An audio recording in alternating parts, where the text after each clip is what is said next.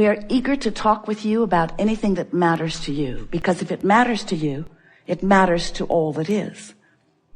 Your life has caused you to focus, and that's really what we're going to be talking about here today, isn't it?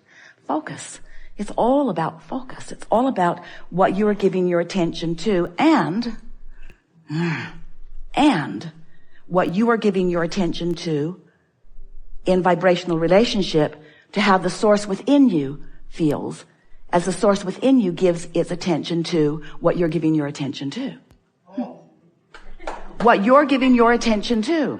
We're glad you liked that. We like it too, because the source within you is giving its attention to what you are giving your attention to, but may have a different frequency or a different opinion about it. In other words, the source within you loves everyone you hate. We know it's annoying. Esther spends a little bit of time trying to convince us that we're wrong from time to time. Really, you may not know all of the details.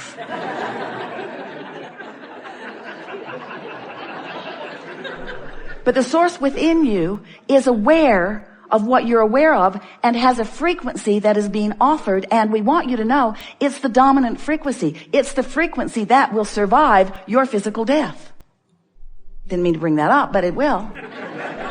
It will survive. That leading edge part of you will survive when you reemerge into non-physical. And so we just want you to know that you can have your blending with that right here, right now, on the subjects, in the conversations, in the moments that are most important to you, right here, right now. That's what you really want. You said, I'll go forth into a physical environment and I will explore it to my fullest capacity. That's what you said. We told you we would remind you. It's annoying now, we know. I will explore it to my fullest capacity, and in doing so, I will become aware of what could be better about that specific thing in this specific instance. And when that awareness of what I don't want is vivid within me, I know, you said, because you knew, that in knowing what I don't want, that a clear awareness of what is wanted would be born at the same time. And isn't that always the way that it is? Don't you always know more clearly what you do want when you're right smack dab in the middle of what you don't want? Isn't that when it becomes clear? Now you don't do, we love you very much. You know there's something coming after those words. We love you very much. You don't do a very good job of being a vibrational match to what you do want when you're just experiencing what you don't want, because what you don't want has your, in many cases, full attention. Your physical, human, undivided attention. And often, in speaking about what you want, even though you're using positive sounding words and maybe even smiling as you say them, as you're talking about what you want, often the reason that you want it is because you don't like not having it. And so your words, but more important, your vibration is all laced with the absence of what you want. And you just can't allow what you want into your experience when you are vividly active in the vibration of what you don't want. It just doesn't work that way. And you can't speak enough words or pull enough strings or influence enough people through your pulling of strings and offering of words to buck your own current. And it is your own current that we're talking about here. The current between you and you. The vibrational alignment or resistance between who you really are and who you're letting yourself be right here, right now, in this moment of the emotion. So, in wanting you to understand this, we began by saying, you know, you are more than you see, and many of you said, okay. And then we said, and you create your own reality. Seth coined those words, and many of you said, yes. And then you said, yes. We create our own reality? That seems like responsibility. And I'm certain that I wouldn't create this reality, this specific thing, because I don't want it. Why would I create something unwanted? And we say, we didn't say that you create it on purpose. We said you create it. You create it by your attention, by your focus, by your vibrational stance, by your point of attraction. Because whatever you're giving your attention to has a vibrational frequency. And as you focus upon it, you offer that frequency. You become that frequency. It becomes your point of attraction. And law of attraction answers your point of attraction with other things like it. So when you're knowing what you don't want, law of attraction is saying, well, you might not like this too, here. Oh, you might not like this either, here. How's it going? Want some more? How about this? How about this? Now, the wonderful thing about that is, in knowing what you don't want, you're launching these rockets of what you do want. But the question that we want to put to you is, how long will it be once you've launched that rocket of desire before you become aware that you're not lined up with it and you make some effort to become a vibrational match to it? And that really is what the art of allowing is all about. It's about you allowing yourself to be a vibrational match, not just to what you want, but that's a big thing, but to who you have become as a result of wanting it. You're intense, which means you have strong wanting. You're patient, which means you're willing to listen to the long version. You're intuitive, which is what brought you to this gathering today. You're aware. That's why you felt energy moving through you in stronger ways. You're queued up for self-realization that when others watch it happen will be pleasing to you, maybe not to them, but will be pleasing to you for this reason. We've been talking about energy. We've been talking about source. We've been talking about God. We've been talking about emotions. We've been talking about energy. We've been talking about flow. We've been talking about stifling and blocking. We've been talking about flow. But now we want to talk about cars. We want to talk about houses. We want to talk about lovers. We want to talk about mathematical equations. We want to talk about science. We want to talk about invention. We want to talk about creation. We want to talk about musical projects. We want to talk about books that you are writing. We want to talk about children that you are playing with and that you are raising. We want to talk about relationships that you are forming. We want to talk about the beautiful things in the world that you are attracting to you.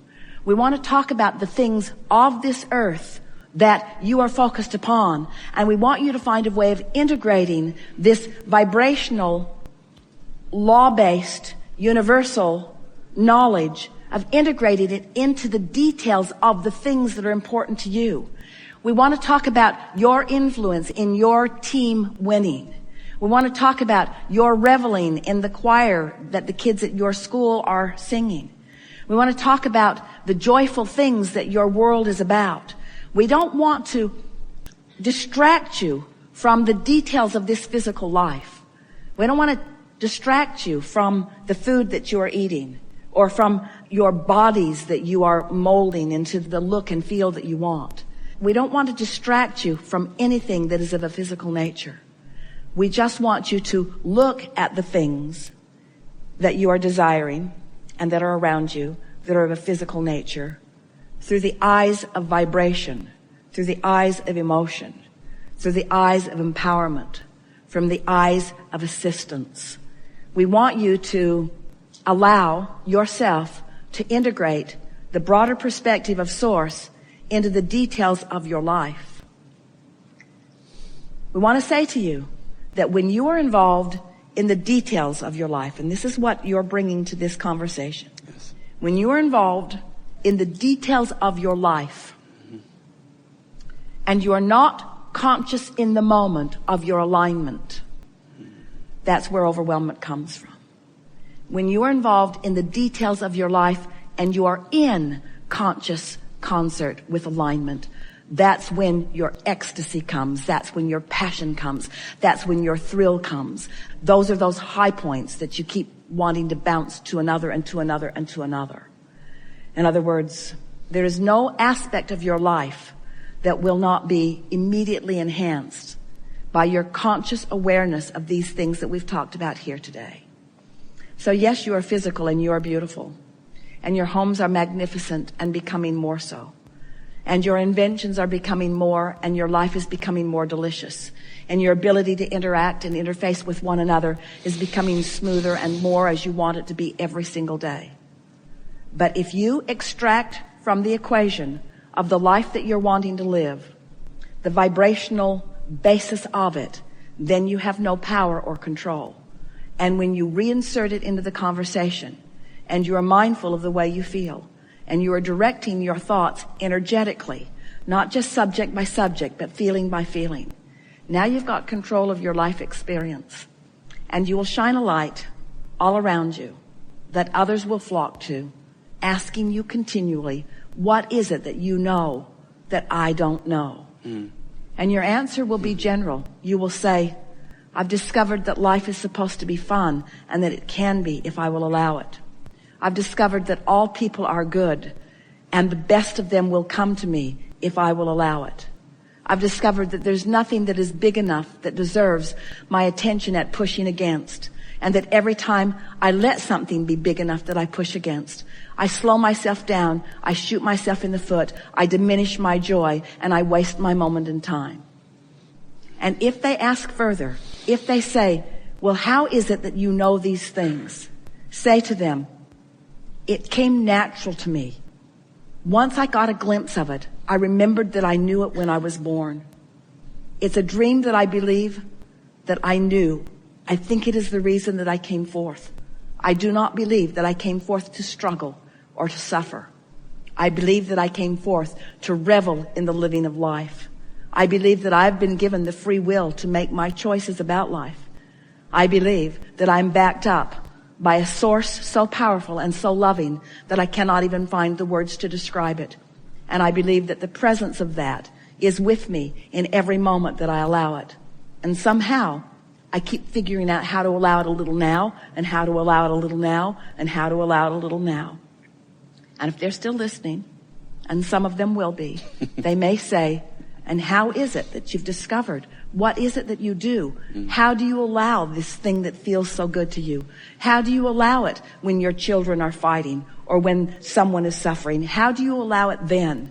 And you say, I can't allow it then. My attention to that deprives me of my ability to allow it. So I had to learn how to focus. And I practiced by looking at the best of life until I practiced the vibration of that.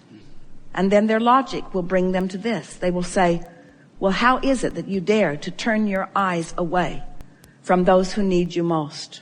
And then you give them the answer that they all are looking for, but that few are ready to hear right here and now in the midst of their trouble. You say, I turn the other cheek, because in turning it away from what troubles me, in turning it away from the problem, I turn it toward the solution. I've tuned myself to the solutions of life. I've tuned myself to the frequency that provides me with the solutions. So while I welcome problems because solutions are so fun to find, I stopped wallowing in the problem. We have enjoyed this interaction more than these words can explain to you. But we've been zapping you with the sonar of a dolphin all day today. It is our knowing that you have moved to a different vibrational place than you have been before. We want to say to you that we make too much of all of this, that if you would just find a reason to be playful and play.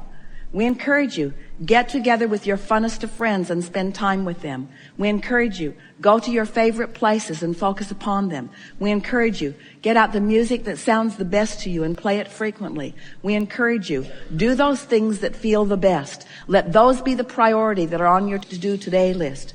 Put the things that don't feel good on someone else's list. Put the things that don't feel good on the list that says, maybe someday, but not today. Put them on the list that says, maybe someone else is ready to do this, but I've moved beyond it. I am a seeker of joy. Today, no matter where I go, no matter what I'm doing, and no matter who I'm doing it with, it is my dominant intent to look for what I'm wanting to find, to look for those things that feel the best. Our appreciation for you could not be greater, and our anticipation of that which is to come is very specifically focused for each of you who have participated here today. Feel for us, because we're right there reveling in your discovery of the well-being that you are so deserving of and temporarily depriving of.